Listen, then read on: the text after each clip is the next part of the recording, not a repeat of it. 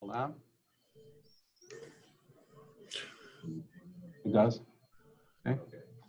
Roll call, Mr. Clerk, want to take the roll? Trustee Heitman. Here. Trustee Dipsy. Here. Clerk Borba, here. Trustee Dorchevitz. Just a minute. Here. Trustee Kermy. Here. Treasurer Clinton. Here. Supervisor Heisey. Here. All present, we have a quorum. Thank you very much. We're going to try the high-tech Pledge of Allegiance here. Hold on.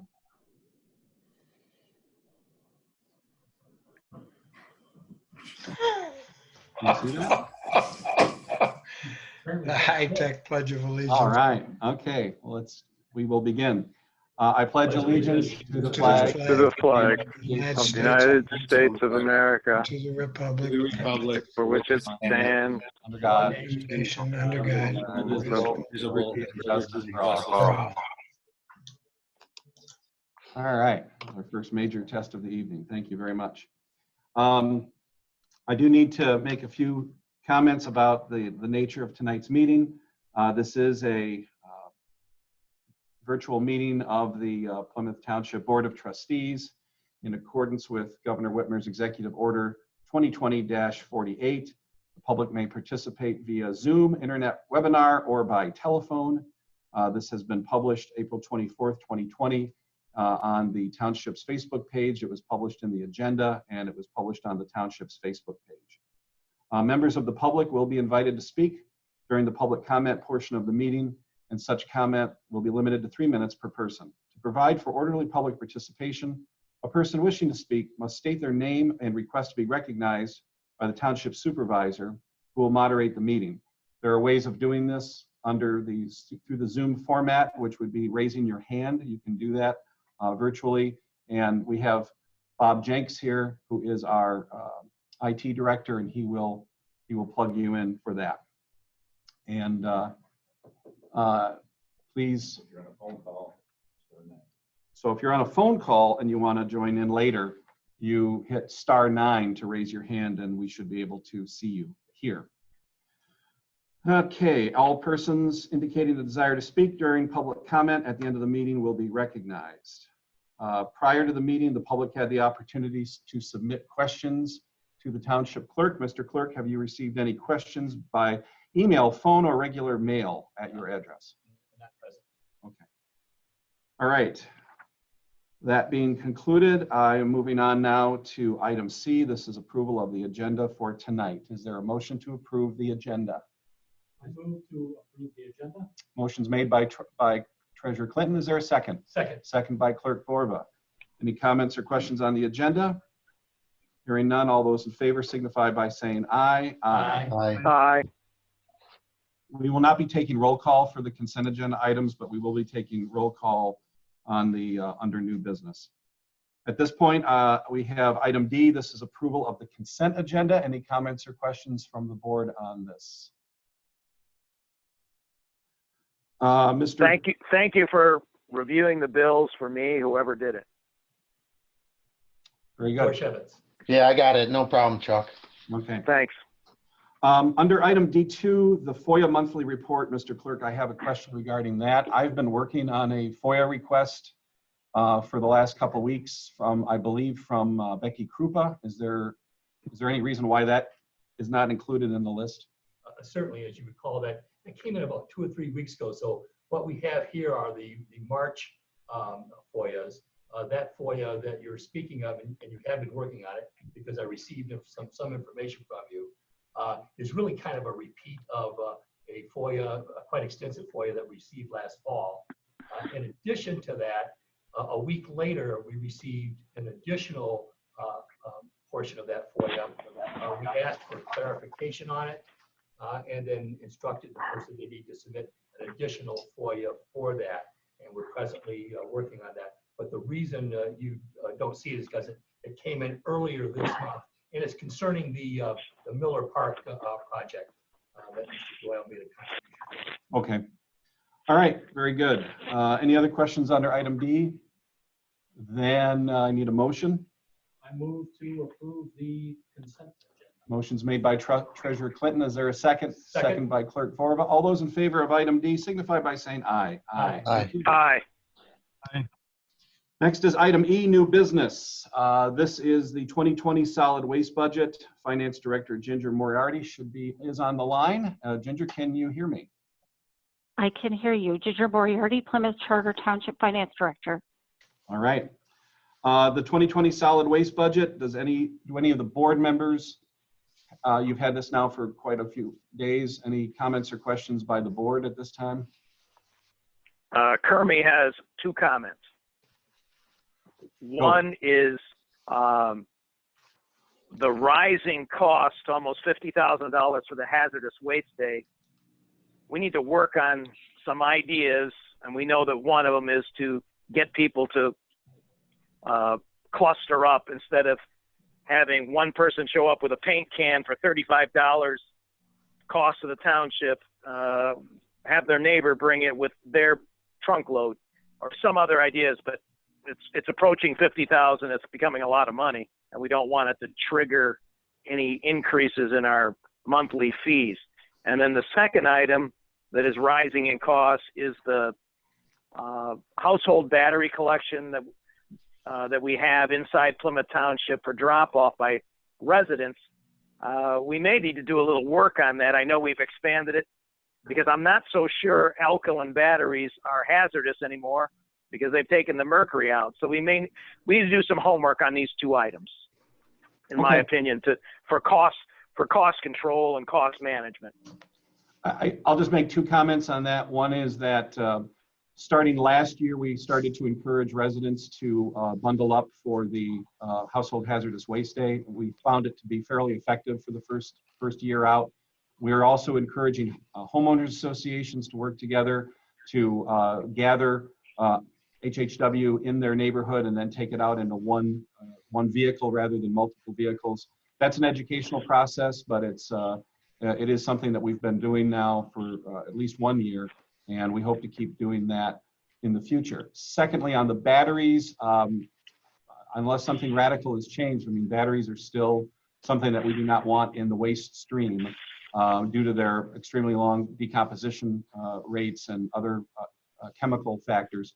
The battery return program here at Township Hall is incredibly successful. We have people filling that container a couple times a week, and in fact, we'll probably be expanding that service in the future. It's a very popular service for the residents. So, anybody else on item 1, E1? Ginger, okay, then I would entertain a motion on that. I will make the motion. Treasurer Clinton. I move to adopt resolution number 2020-04-28-39, authorizing Plymouth Charter Township to adopt the fiscal year 2020 budget for the Plymouth Township Solid Waste Fund. Motion's made by Treasurer Clinton. Is there a second? Second. Second by Clerk Forba. Mr. Clerk, please take the roll.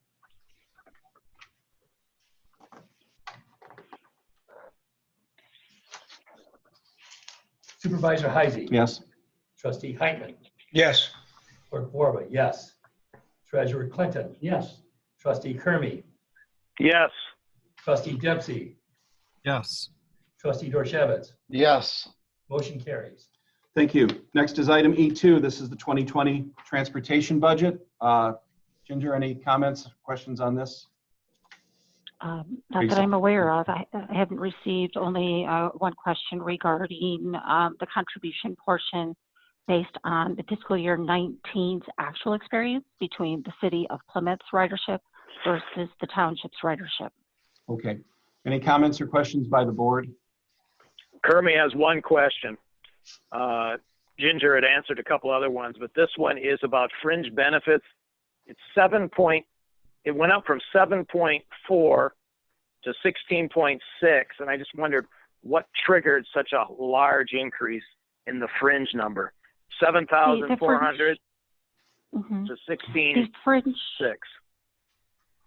The fringe that you're seeing in 2019 is a result of a full-time employee that was taking the healthcare opt-out, and in September of 2019 elected to receive the family medical benefit package.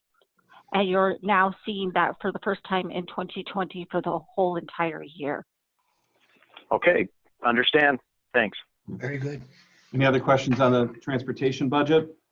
Hearing none, I will entertain a motion.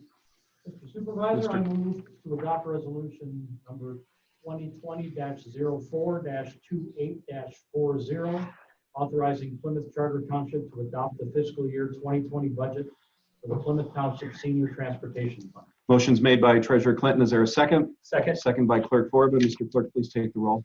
Trustee Heitman, Yes. Clerk Borba, yes. Treasurer Clinton, Yes. Trustee Kermy, Yes. Trustee Dempsey, Yes. Trustee Dorchevitz, Yes. Supervisor Heisler. Yes. Motion carries. Thank you very much. Next is item E3. This is the preliminary engineering services for the rehabilitation of Northville Road pressure reducing valves facility.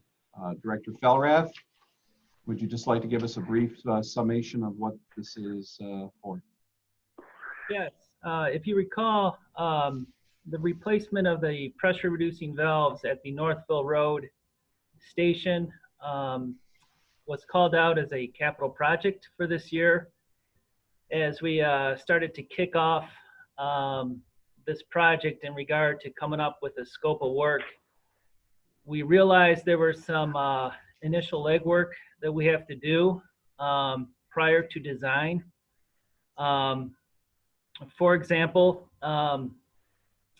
this location is unique in that it has an above grade brick structure, an access structure above it, above the pit, the concrete pit. It's the only location that we have this type of active location that we have this type of brick building. And this building likely hasn't been looked at in regard to repairs and rehab since it was constructed back in '68. So we thought it would be prudent to do an assessment of this building. And that's part of the work here, to look at it in regard to if there's any repairs, any rehab that needs to be done, we should probably include it as part of this project.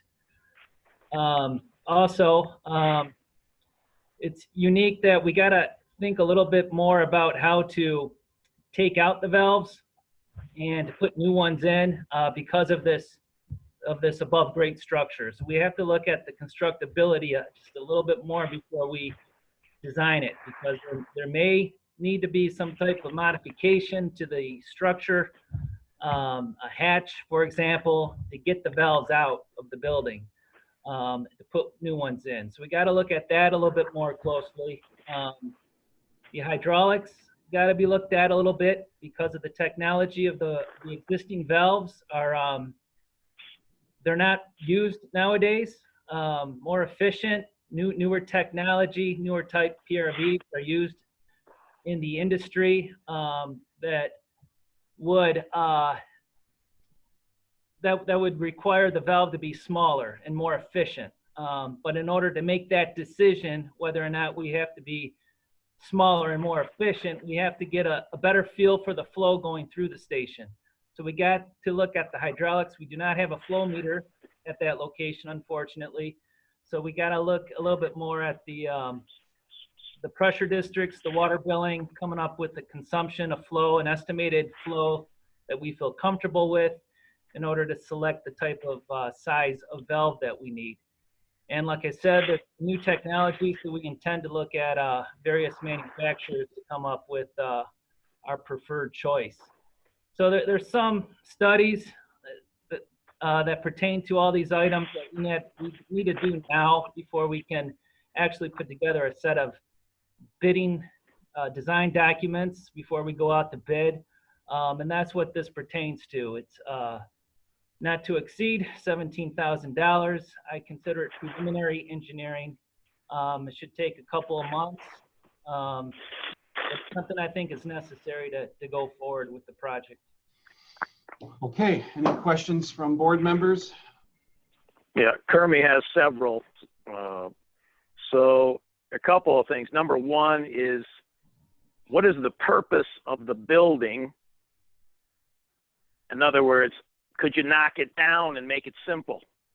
Yes, that's a very good question. I've asked myself that question. And if it is cost efficient to knock it down, we may well do that. That's something that we will consider when we're looking at the building. Absolutely. Okay, the second question has to do with the valve itself. Why do you think it's worn out? Was there some data, or this is, I know it's 50 years old, but 50 years ago, Americans made a lot of really good stuff, so it's lasted 50 years. Tell me a little bit of why you indicate that it might be worn out. I believe it definitely needs to be replaced. Over the past 3 or 4 summers, we've tried everything in regard to rebuilding it, but it constantly gives us issues every summer. We have our foreman going out there practically every week during off hours to unstick the valve.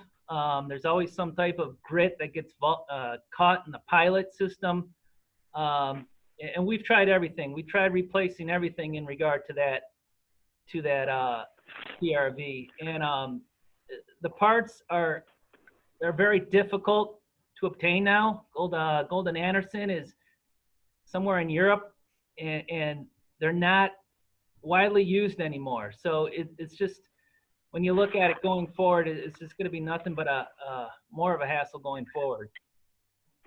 So this is nominally, this project, is it $1 million project or is it a $100,000 project? I think we're talking about hundreds of thousands. It will not be, unless there's something really structurally wrong with the building, which I don't think there is. I think we're looking at somewhere a couple $100,000, some, not too far off of what we budgeted for. All right, so we'll hear more about this once you get this preliminary engineering done. Yes, we do intend to come back to the board with a permission to proceed with design. There will be a cost estimate in regard to that. Okay. All right, thanks. All right. Thank you. Anyone else? And I would like a motion on this item as well. All right. Mr. Supervisor, Mr. I Treasurer. move to adopt resolution number 2020-04-28-41, authorizing the attached proposal from Hubble, Roth & Clark for an amount not to exceed $16,500 for preliminary engineering services for the rehabilitation of the Northville Road PRV station. Motion is made by Treasurer Clinton. Is there a Second. second? Second by Trustee Second. Kermy. That's fine. We got Kermy. Mr. Clerk, please take the roll. Clerk Borba, yes. Treasurer Clinton? Yes. Trustee Kermy? Yes. Trustee Dempsey? Yes. Trustee Dorshevitz? Yes. Supervisor Heisey? Yes. Trustee Heitman? Yes. Motion carries. Very good. Next is item E4. This is an update on the Lakeview condo storm drain matter.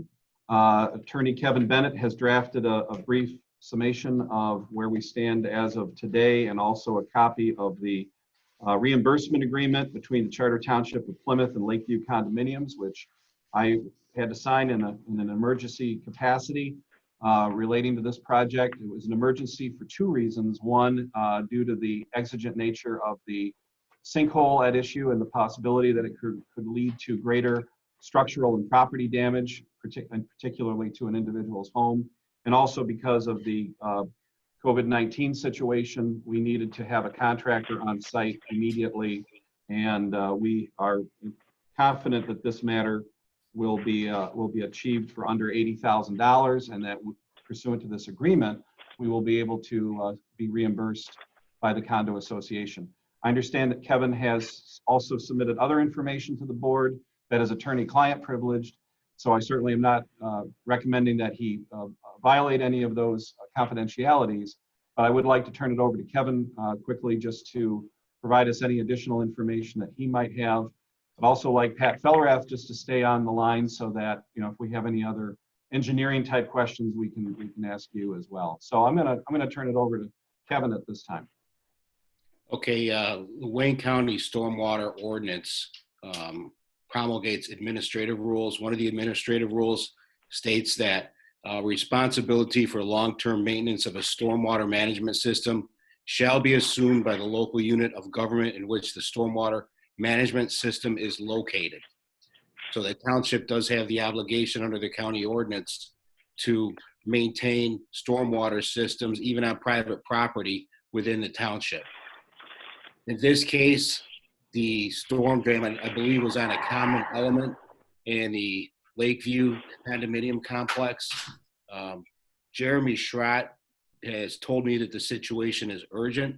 Therefore, we took measures without sending out specific bids in accordance with the purchasing policy. The purchasing policy does allow for that.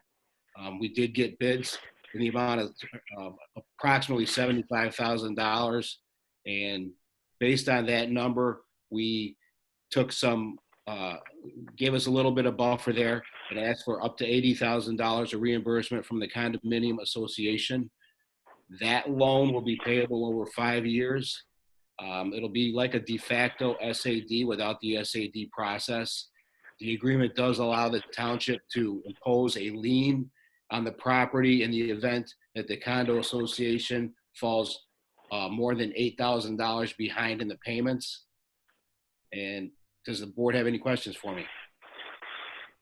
Well, I have a lot of questions, but I don't know if they're for you. But tell me when you're going to open it up, Kurt, to questions. Well, anybody have any questions for Kevin at this point? Okay, then Chuck. First question is the $80,000 going to cover the engineering costs we've already spent and the engineering inspection costs that will happen during the construction? This, the 80,000 should cover the construction and the post inspection costs. There were some upfront costs because we did have meetings with the HOA, with the condo association earlier this year. There were also communications between the HOA representatives and Jeremy and Patrick and myself. We had one long meeting with them at least once. There was some preliminary engineering that was done by Jeremy. It was not a substantial amount, and you know it's all part of the grand bargain that got this project underway and kept us out of litigation. All right, so we may be a little short, but that'll be goodwill for this Lakeview condos. Well, next item. I don't think we're going to be short. I think that I think there were some upfront costs that we incurred that we would have incurred in any kind of inquiry of this nature. I don't know how much that is, but it's certainly, I don't think it's a huge amount. Okay. I think we will stay with under 80. All right. Who is the construction company? I don't know. I don't have that at my fingertips. We can get that for you. Patrick, I don't know. I believe it's. Wait a minute. I thought they started on Monday. Yeah. Well, I just wanted to know who they are. I believe it's Soleil Construction. What is the name of it? Soleil. Soleil of what city? Okay. Anyway, we'll get it later, so you can send me an email or something. The next item is I'd like to put a moratorium on approving any storm drain agreements until we rewrite this. My 24 years on the board always had the understanding that we would never have to do this and front the money to a condo association. So there is some flaw in the storm drain agreement that we need to fix going forward. And I know we've approved several of those in the past because this is an interest-free loan. And I know it's only 80,000, but thank God we haven't had it happen anywhere else. And we just need to be protecting for this in the future. The final item is, the way I read this, managing the liens, the wording in the document, this is going to be kind of tough on Mark Clinton to keep track of this because as people pay off, it's going to be piecemeal. It's about a $3,000 bill per unit. So, Mark, can you comment on this a little bit? Because it looks like when people are going to be buying and selling, how do we allocate the money? We're going to have to depend on the condo association to effectively transmit to you who has paid off, especially if there is a sale of the property, the condo. So I don't want us to be blamed by a title company or something else that we didn't pick it up. But before that is answered, Kevin, I'd like you to jump in. Is there any background that you'd like to give on how that lien operation would work? I don't think it's $3,000 per house either. I thought it was a. Well, what's 29 times, All right. 29 units times 3,000 is approximately 80,000, right?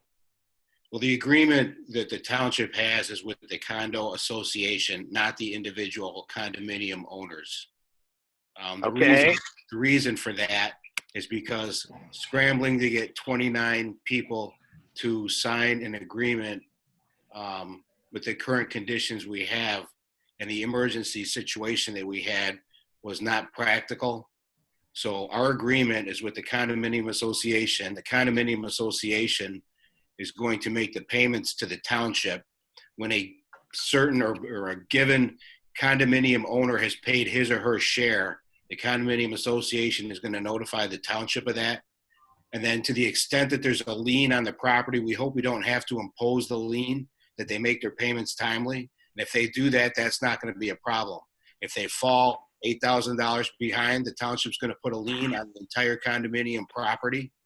And to the extent that an individual condominium owner has paid his or her share of the reimbursement, then we will draw up an exception to the lien for that specific property. Okay, you just made my point. This is extremely complex to manage for, if you say put a lien on the condo property, you've got, let's say you have somebody ready to sell.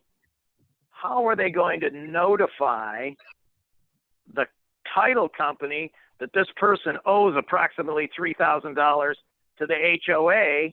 And how is the township involved in that? Because the sentence says, there's, I don't know, it's about the third paragraph or something in the letter agreement, that you'll be communicating with the HOA treasurer or president.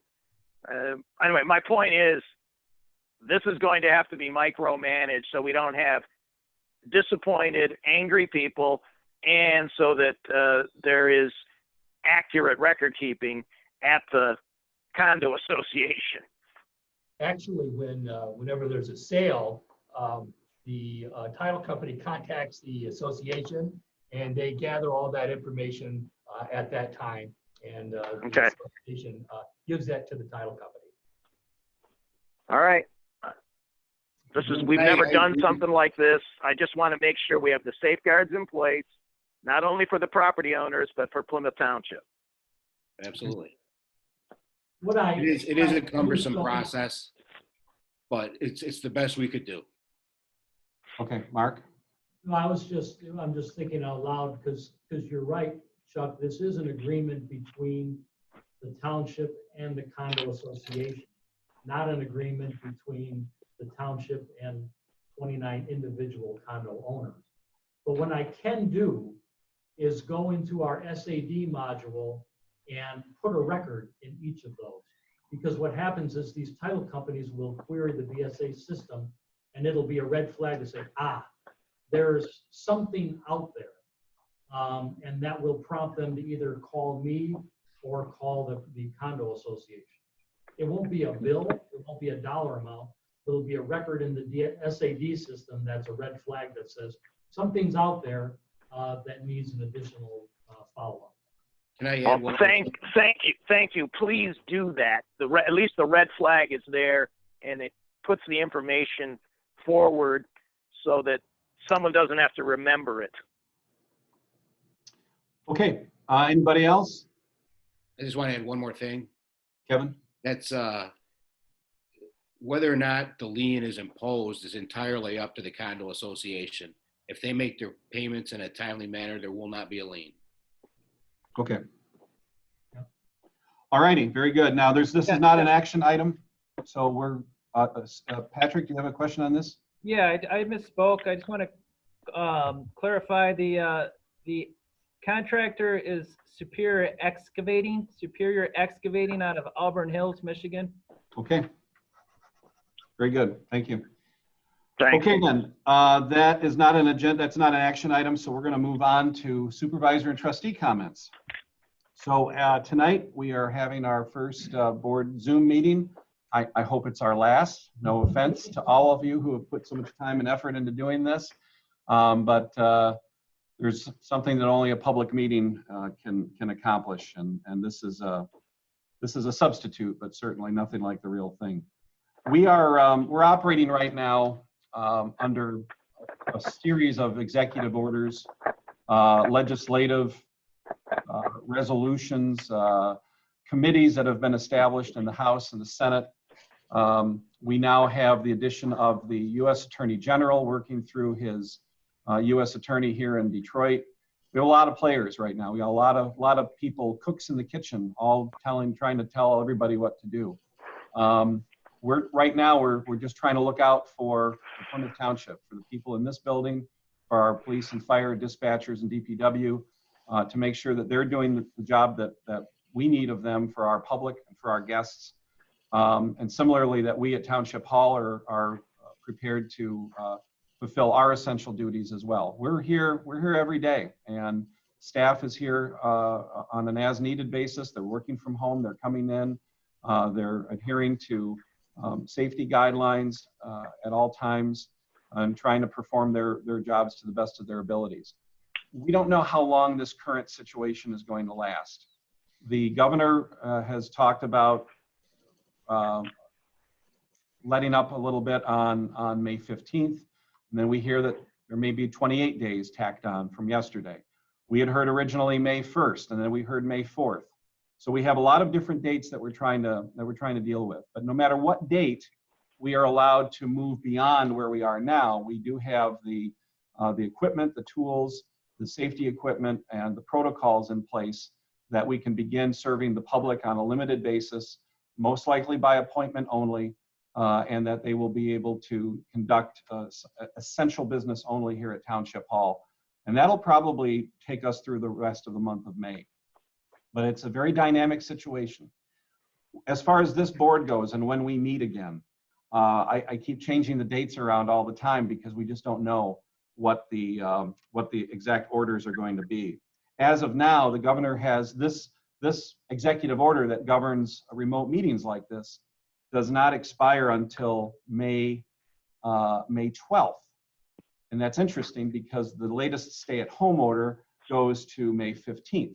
So if this open meetings executive order expires if it does indeed expire on May 12th, we may have a meeting on Thursday, May 14th.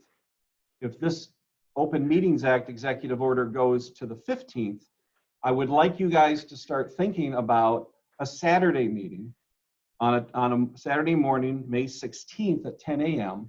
And I'll send an email on this later. That would be at the Township Hall boardroom. We would still observe distances. We would still have a limited staff in the building at that time. And then what we would do is just we'd be live on TV like we always are. And then we would have a phone. We would have a phone for people to call in at the end of the meeting with questions. So that's just one format that we're looking at. I'm hoping that we will be available for a traditional meeting, probably with restrictions, on May 26th, and that's the day after Memorial Day. That was a day that we were not going to meet anyway. It is a scheduled meeting, but unfortunately, I don't think we're going to have very many Memorial Day vacations or observances this year. So I suspect that we will all be home, whether we like it or not, and that'll be on May 26th. So right now, stay tuned for emails from me on where and when we will be meeting. But right now, it's up to the state to tell us what to do, when to have meetings, and how to conduct them. But otherwise, everything here at Township Hall is going well, and we continue to do the work of the people in an efficient, safe manner. So those are my comments. I'm going to back off a little bit here and ask Jerry to say anything that you'd like to. Thank you, Mr. Supervisor. First of all, I'd like to thank Trustee Bob Gorshevitz for his assistance in setting up the Zoom meeting here. He worked closely with our IT person and helping this to come off. And it looks like it's working well, Bob. So thank you very much. Also, I want to thank the treasurer and my staff. We started our audit process yesterday. That's being done remotely, thanks to also Bob Jenks for helping get some of that remote access going on. And so we've all worked very hard to get the audit process started. As you know, they usually come into the office. Now they're doing all their checking and balancing remotely, but everything was ready when they were ready to start on Monday. So more good work being done by the finance team, the clerk's office, and the treasurer's office. So thanks to everybody on that. And of course, we're going to be having an election coming up in August, and we're waiting for a little more direction from the Secretary of State. I assume we will be getting some more after the May 5th special elections that are going on out there. That's not widespread across the state, but it is enough places that they're busy doing that. And of course, I want to thank also Wayne County for all the work they were doing in the elections department of the clerk's department also. So we'll be having more information coming out as soon as we get a little more direction from the state, the Secretary of State, and also the Wayne County clerk. So again, thank everybody for their hard work in getting the audit ready. Okay, Treasurer Clinton. Just real quick, if you haven't been in Township Hall in a while, next time you come in, you'll see these big fiberglass shields that are in front of all the workstations, in front of the clerks, for the treasurers, for the building department, and for the clerk's office. Those are all compliments of local company TDM. They built those things to spec for us free of charge, and it's going to help us in the new normal, which is having safe contact with our residents once they come in. But it was a great gesture on their part, and Chief Phillips helped pull that all together, and appreciate his efforts in doing that. Okay, I'm going to go around on my screen here. I'm going to go to Trustee Heitman. Hey, I also echo Jerry's thank you to Bob Groshevitz and Bob Jenks for Yeah, putting I didn't do much. Bob Jenks set it on. But you know, we made a big thing in the last meeting. Everybody said, well, two people said we have to be able to see everybody, and I can see 6 of the 7 of you, so that's pretty damn good. If you haven't noticed, the golf course in the last 3 days has been overflowing. They've been parking down Powell. It's been beautiful, and everybody's walking. And a special thank you to Chief Titterington and Chief Phillips for the birthday runs. I've been a part of a couple of them in our subdivision. Yesterday, 5-year-old boy, birthday run. The mother was crying. It was so beautiful. And thank you to both chiefs, because it was just great to see and tremendous for the township. That's all I got. Thank you. Thank you. Trustee Dempsey. Just 2 things. One, I appreciate, Mr. Supervisor, you relaying how it is that we're having these meetings, and then talking about some of the issues with regard to how we go forward. I spent some time today trying to parse through these executive orders to see what gives us the authority to do this kind of format. And as you pointed out, there is conflicting, perhaps, dates of effectiveness.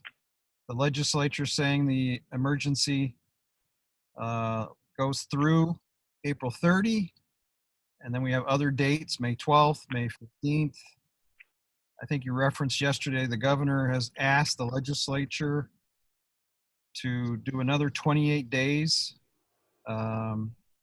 extension on this state of emergency, state of disaster declaration. So I don't want us to take action and have it subject potentially to some kind of claim that we're not complying with the Open Meetings Act. So whether we meet on the 14th or the 16th, I do think those are very prudent things to do, to meet in person with safety procedures. But I'm not concerned about this meeting because clearly this is taking place before April 30 under any circumstance. So there's that, and I certainly will be available on the 14th or the 16th. The second item is simply, I know that you must be considering what impact on the budget this crisis is having.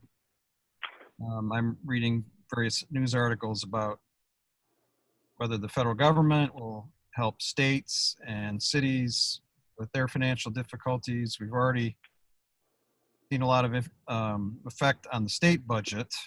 So I look forward to hearing more about that at either the next meeting or the one after that on the 26th of May.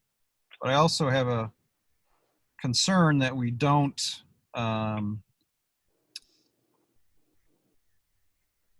take action that would undercut some of the things that this crisis has taught us. And number one is, I think what Trustee Heitman just said about people being out. We don't have a whole lot of options in Plymouth Township. And so we just have to, I think, be conscious of balancing fiscal responsibility with trying to make sure that our residents have a good quality of life with regard to recreation opportunities and so forth. Yeah, definitely, Trustee Dempsey, and we are looking at our financial situation right now. The worst case scenario that we have estimated in loss of state revenue sharing would be about $400,000.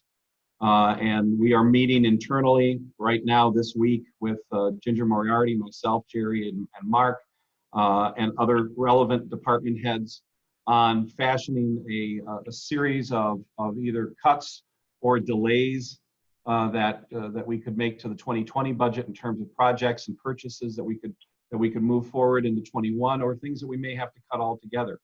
And we're working on that right now. We're not really ready to share that with the world because it's still a work in progress.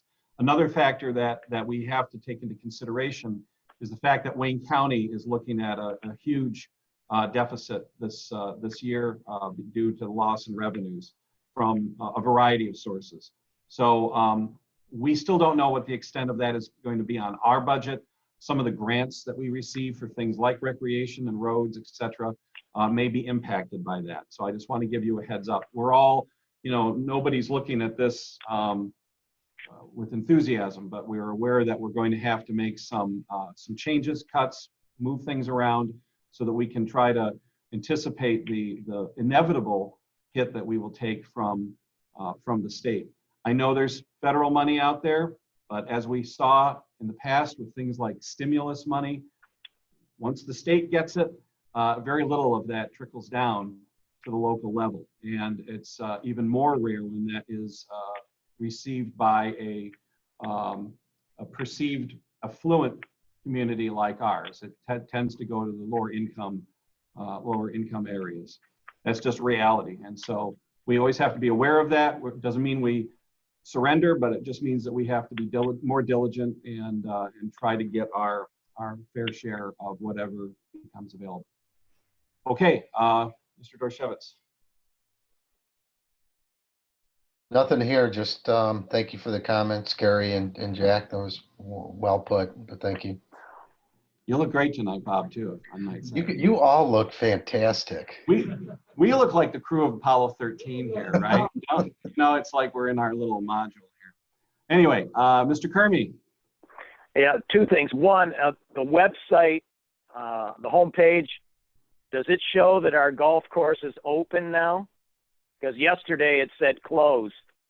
We'll check that. I know as soon as they opened, I had it on Facebook within hours, and also Hilltop has their own Facebook page. I think they have a website as well, and they were advertising that within minutes of the approval by the governor. We'll check on the website as well. Things move very quickly, and we're juggling a lot of balls here, so we'll check that out. Last question is, when will we be receiving fire department monthly reports again? Well, we've got Chief Phillips on the line here. Can we unmute him? Yeah, can you hear me? Yes. Yeah, we had a problem with our monthly report. We had to the company that we use that creates our Clemis documents added a bunch of stuff, and we were trying to fix that. We did get it fixed. The report is completed and on my desk for my review, and it will be included in the next packet. Good, Okay. thanks. All set? Very good. We're going to move on to item G. Now, bear with us because we have to unmute people. We've got a few people on the line here. And if you are on the video system, then you have to raise the hand. I don't know how to do that. It's on the bottom of the screen. Oh, yes, I see it on my screen here. So raise hand. Okay. That's one way to be noticed. The second way, if you're on your phone, is to hit *9 to raise your hand. Bob Jenks, our IT director, is with us here tonight. He's running the control panel, and he'll hopefully find you and unmute you. And if we miss you, we're not ignoring you. Just we're all very new at this. So Bob, is there anybody out there? I see none. Nobody? Nobody's raising their hand. Nobody's hitting buttons or anything like that. Oh, there's a hand. Oh. Okay, it's a telephone number that ends in 391, and we're going to plug you in right now. Hello, you're on the air. Hello, this is Dan Callahan calling. Yeah. I just had a quick question in regards to the Miller Park construction. Yes. Is this in accordance with the governor's executive orders? It is in accordance because government property is all considered essential. Recreation is considered essential. Our parks have been open from day one, and this project is allowed under the various executive orders because it is recreation infrastructure. It's essential, and it's part of Parks and Recreation. Outstanding. Thank you. Okay. Anybody else? Well, I don't see anybody. Okay, then we're gonna sign off. I need a motion to adjourn. Motion to adjourn. Motion by Treasurer Clinton. Is there a second? Second. Second by Clerk Borba. All those in favor signify by saying aye. Aye. Aye. Thank you. We are adjourned. It is 7:49 p.m. Good night, everyone. Good night. Good night. Good night.